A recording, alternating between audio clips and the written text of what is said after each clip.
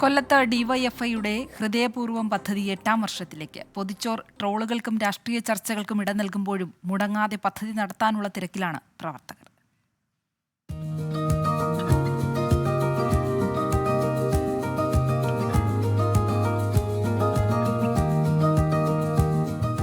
വയറെരിയുന്നവരുടെ മിടി നിറയാതിരിക്കാനാണ് DYFI കഴിഞ്ഞ 8 വർഷമായി കൊല്ലം ജില്ലാ ആശുപത്രിയിൽ സ്നേഹത്തിന്റെ പൊതിച്ചോർ വിതരണം ചെയ്യുന്നത്.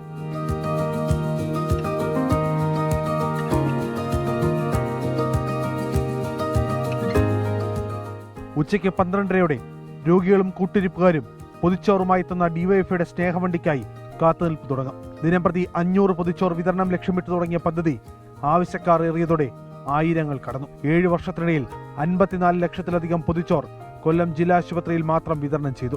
ഏത് പ്രതിസന്ധി ഉണ്ടായാലും പൊതിച്ചോറുമായി ഡിവൈഎഫ്ഐയുടെ കൊടികെട്ടിയ വണ്ടി എത്തുമെന്ന് കാത്തുനിൽക്കുന്നവർക്ക് ഉറപ്പാണ്. പൊതിച്ചോറിന്റെ രാഷ്ട്രീയം ചർച്ച ചെയ്യുന്ന തിരഞ്ഞെടുപ്പ് കാലത്തും ഒരു ദിനം പോലും മുടങ്ങാതെ വിശപ്പകറ്റുന്നുണ്ട് ഡിവൈഎഫ്ഐ. ഫ്രീ ആയിട്ട് ഭക്ഷണം കൊടുക്കുന്ന എനിക്ക് തോന്നുന്നു ഡിവൈഎഫ്ഐയുടെ ഈ സുമനസ് വേറെ ഇന്ത്യ മഹാരാജ്യത്ത് ആരും ചെയ്യുന്നില്ല എന്നുള്ളതാണ് എൻ്റെ വസ്തുത. പല സന്ദർഭങ്ങളിലും ഞാനിവിടെ ഇതിൻ്റെ തുടക്കം ഞാൻ ചെയ്തിട്ടുണ്ട്.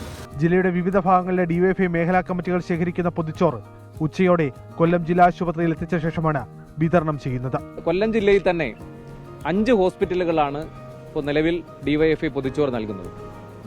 ഇതൊരു മാതൃകാ പ്രവർത്തനമായി കേരളമാകെയല്ല രാജ്യമാകെയും ലോകമാകെയും അന്താരാഷ്ട്ര മാധ്യമങ്ങളടക്കം റിപ്പോർട്ട് ചെയ്യുന്ന സാഹചര്യം ഉണ്ടായി. ദേശീയ അന്തർദേശീയ മാധ്യമങ്ങൾ തന്നെ ഡിവൈഎഫ്ഐ നടത്തുന്ന ഈ മാതൃകാ സന്നദ്ധ പ്രവർത്തനത്തെ അംഗീകരിക്കുകയും അത് ലോകത്തിന്റെ മുമ്പിലേക്ക് അവർ കാട്ടി നൽകുകയും ചെയ്തു. പാലിയേറ്റീവ് കെയർ രംഗത്ത് കൂടുതൽ യുവാക്കളെ എത്തിക്കുകയാണ് ഡിവൈഎഫ്ഐയുടെ അടുത്ത ലക്ഷ്യം. അരുൺ രാജ്, 24 കൊല്ലം.